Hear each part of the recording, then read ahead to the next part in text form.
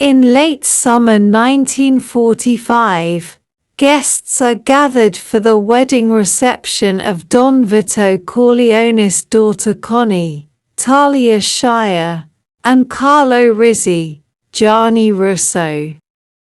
Vito, Marlon Brando, the head of the Corleone mafia family, is known to friends and associates as Godfather. He and Tom Hagen, Robert Duvall, the Corleone family lawyer, are hearing requests for favors because, according to Italian tradition, no Sicilian can refuse a request on his daughter's wedding day.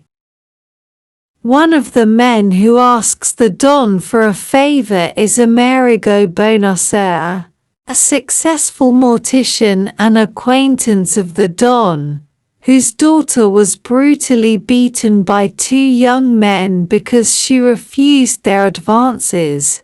The men received minimal punishment from the presiding judge. The Don is disappointed in Bonacera, who'd avoided most contact with the Don due to Corleone's nefarious business dealings. The Don's wife is godmother to Bonacera's shamed daughter, a relationship the Don uses to extract new loyalty from the Undertaker.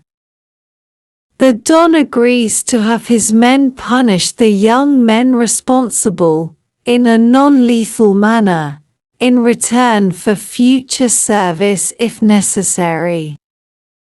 Meanwhile, the Don's youngest son Michael, Al Pacino, a decorated U.S. Marine hero returning from World War II service, arrives at the wedding and tells his girlfriend Kay Adams, Diane Keaton, anecdotes about his family, informing her about his father's criminal life. He reassures her that he is different from his family and doesn't plan to join them in their criminal dealings. The wedding scene serves as critical exposition for the remainder of the film, as Michael introduces the main characters to Kay. Fredo, John Cazale, Michael's next older brother, is a bit dim-witted and quite drunk by the time he finds Michael at the party. Santino, who is nicknamed Sonny, James Caan, the Don's eldest child and next in line to become Don upon his father's retirement, is married, but he is a hot-tempered philanderer who sneaks into a bedroom to have sex with one of Connie's bridesmaids, Lucy Mancini, Jeannie Linnero. Tom Hagen is not related to the family by blood but is considered one of the Don's sons because he was homeless when he befriended Sonny in the Little Italy neighborhood of Manhattan, and the Don took him in and saw to Tom's upbringing and education. Now a talented attorney, Tom is being groomed for the important position of consigliere, counselor, to the Don, despite his non-Sicilian heritage. Also among the guests at the celebration is the famous singer Johnny Fontane, Al Mottino, Corleone's godson, who has come from Hollywood to petition Vito's help in landing a movie role that will revitalize his flagging career. Jack Walls, John Marley, the head of the studio, denies Fontane the part, a character much like Johnny himself, which will make him an even bigger star. But Don Corleone explains to Johnny, "I'm gonna make him an offer he can't refuse." The Don also receives congratulatory salutations from Luca Brasi, a terrifying enforcer in the criminal underworld, and fills a request from the baker, Nazarin, who made Connie's wedding cake, who wishes for his nephew Enzo to become an American citizen. After the wedding, Hagen is dispatched to Los Angeles to meet with Walsh, but Walsh angrily tells him that he will never cast Fontaine in the role. Walsh holds a grudge because Fontaine seduced and ruined a starlet who Walsh had been grooming for stardom and with whom he had a sexual relationship. Walsh is persuaded to give Johnny the role, however, when he wakes up early the next morning and feels something wet in his bed. He pulls back the sheets and finds himself in a pool of blood. He screams in horror when he discovers the severed head of his prized $600,000 stud horse, Khartoum, in the bed with him. A deleted scene from the film implies that Luca Brasi, Lenny Montana, Vito's top button man or hitman, is responsible. Upon Hagen's return, the family meets with Virgil, the Turk, Sollozzo, al-Letiri, who is being backed by the rival Tartaglia family. He asks Don Corleone for financing as well as political and legal protection for importing and distributing heroin. Despite the huge profit to be made, Vito Corleone refuses, explaining that his political influence would be jeopardized by a move into the narcotics trade. The judges and politicians he's allied himself with over the course of several decades would renounce their friendships with him if he were to enter the drug trade. The Don's eldest son, Sonny, who had earlier urged the family to enter the narcotics trade, breaks rank during the meeting and begins to question Sollozzo's assurances as to the Corleone family's investment being guaranteed by the Tartaglia family. His father, angry at Sonny's dissension in a non-family member's presence, silences Sonny with a single look and privately rebukes him later. Don Corleone then dispatches Luca Brasi to infiltrate Sollozzo's organization and report back with information. During the meeting, while Brasi is bent over to allow Bruno Tartaglia to light his cigarette, he is stabbed in the hand by Sollozzo, and is subsequently garroted by an assassin.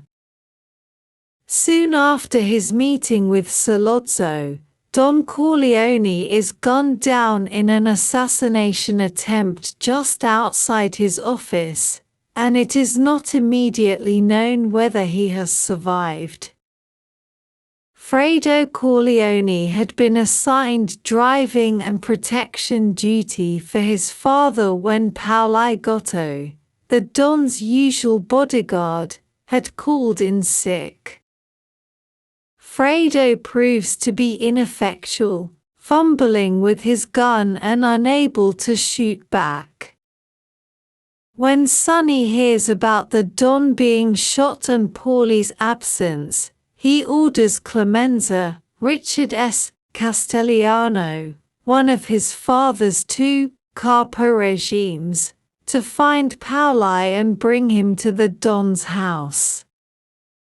Sollozzo abducts Tom Hagen and holds him for several hours, persuading him to offer Sonny the deal previously offered to his father. When Tom is released, Sollozzo gets word that the Don has survived the attempt on his life. He angrily tells Tom to convince Sonny to accept his offer. Enraged, Sonny refuses to consider it and issues an ultimatum to the Tartaglias: turn over Sollozzo or face a lengthy, bloody and costly, for both sides, gang war. They refuse, and instead send Sonny a Sicilian message, in the form of 2 fresh fish wrapped in Luca Brasi's bulletproof vest, telling the Corleones that Luca Brasi sleeps with the fishes. Clemenza later takes Paoli and one of the family's hitmen, Rocco Lampuan, for a drive into Manhattan. Sonny wants to go to the mattresses, set up beds in apartments for Corleone button men to operate out of in the event that the crime war breaks out. On their way back from Manhattan, Clemenza has Paoli stop the car in a remote area so he can urinate. Rocco shoots Paoli dead. He and Clemenza leave Paoli and the car behind. Michael, whom the other mafia families consider civilian and not involved in mob business, visits his father at a small private hospital after having dinner with Kay at her hotel. He is shocked to find that no one is guarding him. A nurse tells him that the men were interfering with hospital policy and were told to leave by the police about 10 minutes before Mike's arrival. Realizing that his father is again being set up to be killed, he calls Sonny for help, moves his father to another room, and goes outside to watch the entrance. Michael enlists help from Enzo the baker, Gabriele Torre, who has come to the hospital to pay his respects. Together, they bluff away Sollozzo's men as they drive by. Police cars soon appear bringing the corrupt Captain McCluskey, Sterling Hayden, who viciously punches Michael in the cheek and breaks his jaw when Michael insinuates that Sollozzo paid McCluskey to set up his father. Just then, Hagen arrives with private detectives licensed to carry guns to protect Don Corleone, and he takes the injured Michael home. Sonny responds by having Bruno Tartaglia, Tony Giorgio, the eldest son and underboss of Don Philip Tartaglia, Victor Rendina, killed, off-camera. Following the attempt on the Don's life at the hospital, Sollozzo requests a meeting with the Corleones, which Captain McCluskey will attend as Sollozzo's bodyguard. When Michael volunteers to kill both men during the meeting, Sonny and the other senior family members are amused. However, Michael convinces them that he is serious and that killing Sollozzo and McCluskey is in the family's interest. It's not personal. It's strictly business. Because Michael is considered a civilian, he won't be regarded as a suspicious ambassador for the Corleones. Although police officers are usually off-limits for hits, Michael argues that since McCluskey is corrupt and has illegal dealings with Sollozzo, he is fair game. Michael also implies that newspaper reporters that the Corleones have on their payroll would delight in publishing stories about a corrupt police captain. Michael meets with Clemenza, who prepares a small pistol for him, covering the trigger and grip with tape to prevent any fingerprint evidence. He instructs Michael about the proper way to perform the assassination and tells him to leave the gun behind. He also tells Michael that the family were all very proud of Michael for becoming a war hero during his service in the Marines, and that a war like the impending one that Solodzo's and McCluskey's killings will spark is necessary about every 5 to 10 years to clean out the ambition and resentment that builds between the 5 families. Clemenza shows great confidence that Michael can perform the job and tells him it will all go smoothly. The plan is to have the Corleones informers find out the location of the meeting and plant the revolver before Michael, Solodzo, and McCluskey arrive. Before he leaves for the meeting, Sonny tells Michael he'll get word to Kay about not saying goodbye. Before the meeting in a small Italian restaurant in the Bronx, McCluskey frisks Michael for weapons and finds him clean. After a few minutes where Michael and Solodzo converse in Italian, Michael excuses himself to go to the bathroom, where he retrieves the planted revolver. Returning to the table, he fatally shoots Solodzo, then McCluskey. Michael is sent to hide in Sicily while the Corleone family prepares for all-out warfare with the 5 families, who are united against the Corleones, as well as a general clampdown on the mob by the police and government authorities. 3 months later, when the Don returns home from the hospital, he is distraught to learn that it was Michael who killed Solodzo and McCluskey. Meanwhile, Connie and Carlo's marriage is disintegrating. They argue frequently over Carlo's suspected infidelity and his possessive behavior toward Connie. By Italian tradition, nobody, not even a high-ranking mafia don, can intervene in a married couple's personal disputes, even if they involve infidelity, money, or domestic abuse. One day, Sonny sees a bruise on Connie's face and she tells him that Carlo hit her after she asked him if he was having an affair. Sonny tracks down and severely beats Carlo in the middle of a crowded street for brutalizing the pregnant Connie, and threatens to kill Carlo if he ever harms Connie again.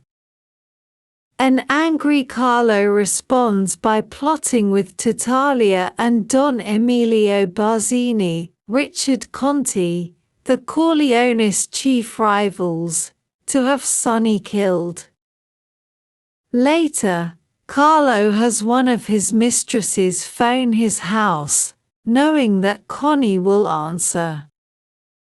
The woman asks Connie to tell Carlo not to meet her tonight. The very pregnant and distraught Connie throws a tantrum, throwing the plates with their dinner around the dining room and kitchen. Carlo takes advantage of the altercation to beat Connie in order to lure Sonny out in the open and away from the Corleone compound. When Connie phones the compound to tell Sonny that Carlo has beaten her again, the enraged Sonny drives off, alone and unprotected, to fulfill his threat against Carlo.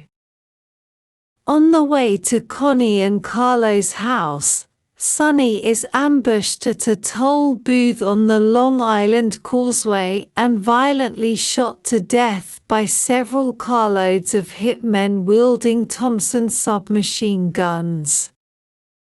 Tom Hagen relays the news of Sonny's massacre to the Don, who calls in the favor from Buenos Aires to personally handle the embalming of Sonny's body.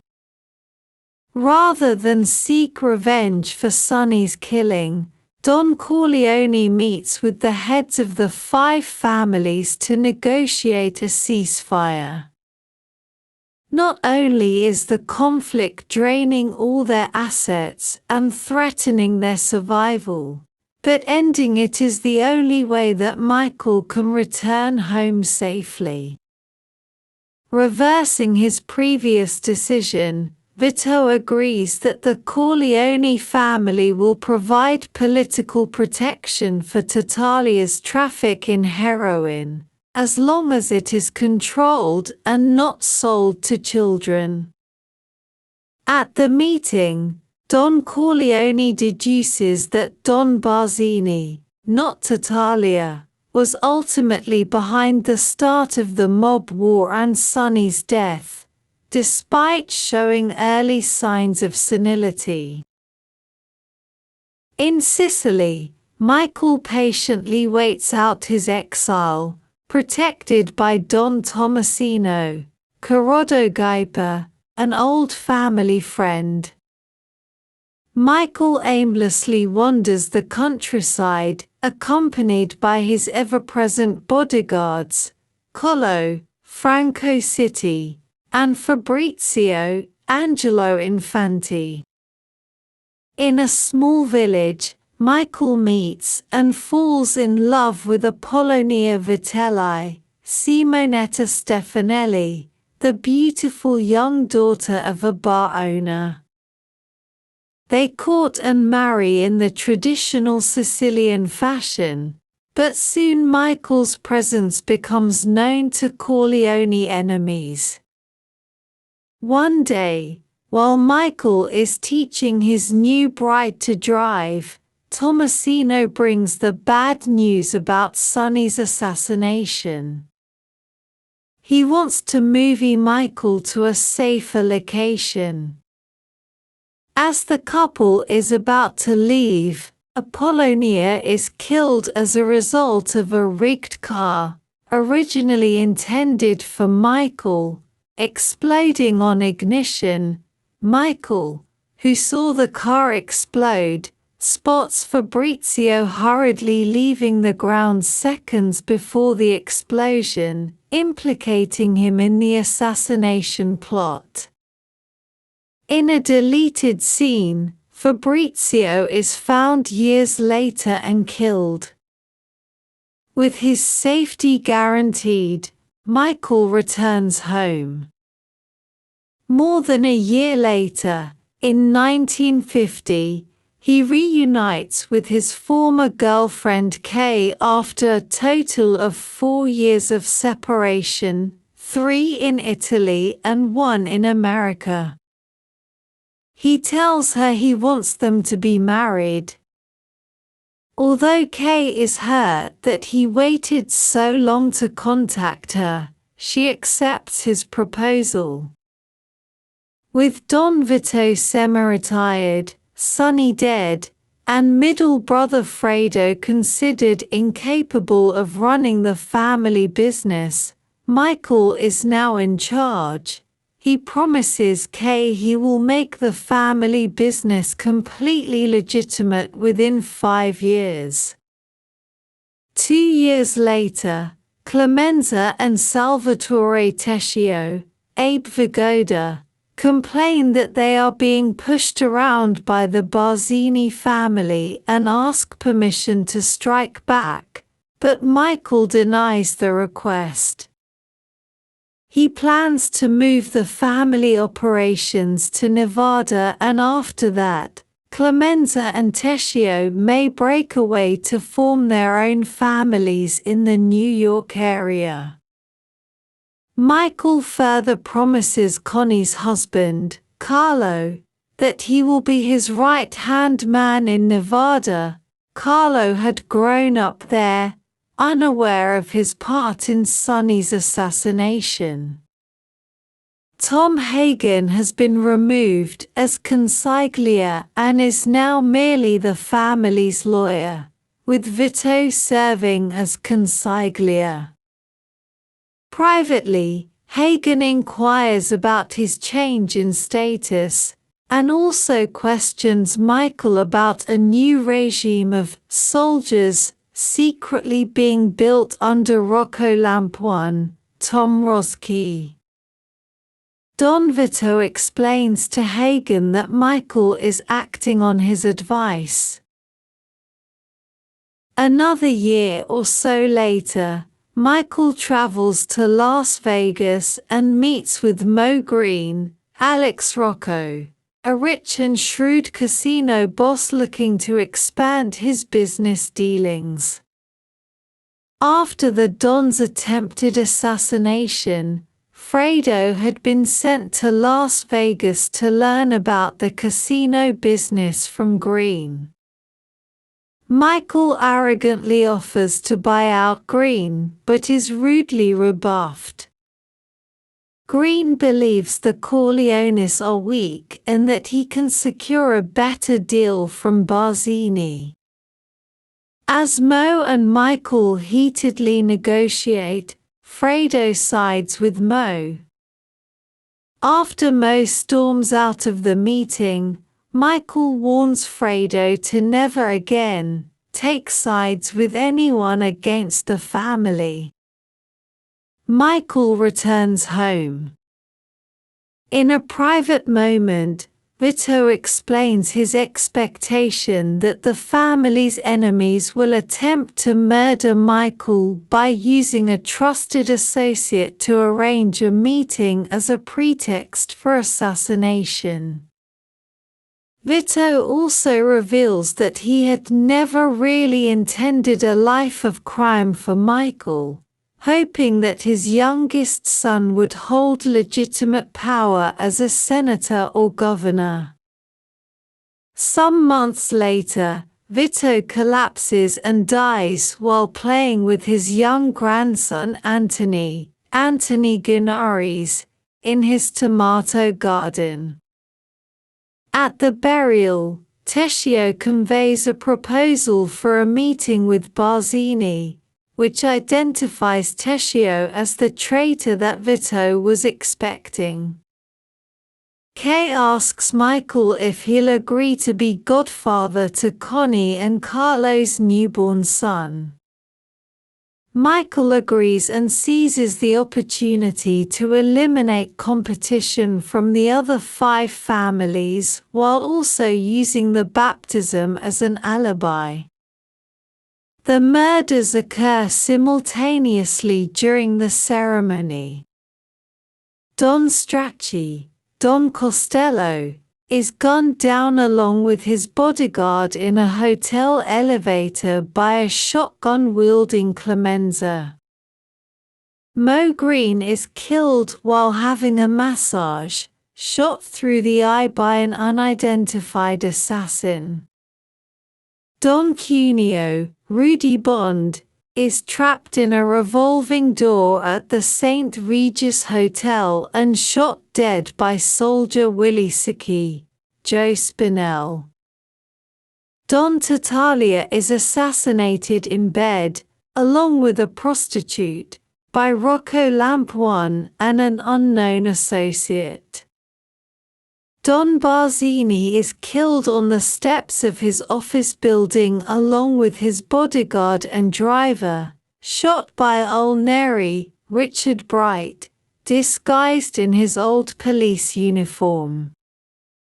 After the baptism, Tessio believes he and Hagen are on their way to the meeting between Michael and Barzini that he has arranged. Instead, he is surrounded by Willie Sickie and other button men as Hagen steps away. Realizing that Michael has uncovered his betrayal, Tessio tells Hagen that he always respected Michael, and that his disloyalty was only business. He asks if Tom can get him off for old time's sake, but Tom says he cannot. Tessio is driven away and never seen again. It is implied that Siki shoots and kills Tessio with his own gun after he disarms him prior to entering the car. Meanwhile, Michael confronts Carlo about Sonny's murder and forces him to admit his role in setting up the ambush, having been approached by Barzini himself. The hitmen who killed Sonny were the core members of Barzini's personal bodyguard. Michael assures Carlo he will not be killed, but his punishment is exclusion from all family business. He hands Carlo a plane ticket to exile in Las Vegas. However, when Carlo gets into a car headed for the airport, he is immediately garroted to death by Clemenza, on Michael's orders. Later, a hysterical Connie confronts Michael at the Corleone compound as movers carry away the furniture in preparation for the family move to Nevada. She accuses him of murdering Carlo in retribution for Carlo's brutal treatment of her and for Carlo's suspected involvement in Sonny's murder, and that Michael craftily waited until their father died so Vito couldn't stop him. After Connie is removed from the house, Kay questions Michael about Connie's accusation, but he refuses to answer, reminding her to never ask him about his business or what he does for a living. She insists, and Michael outright lies, reassuring his wife that he played no role in Carlo's death. Kay believes him and is relieved. The film ends with Clemenza and New Carpa regime's Rocco Lampuan and Old Neri arriving and paying their respects to Michael. Clemenza kisses Michael's hand and greets him as Don Corleone. As Kay watches, the office door is closed.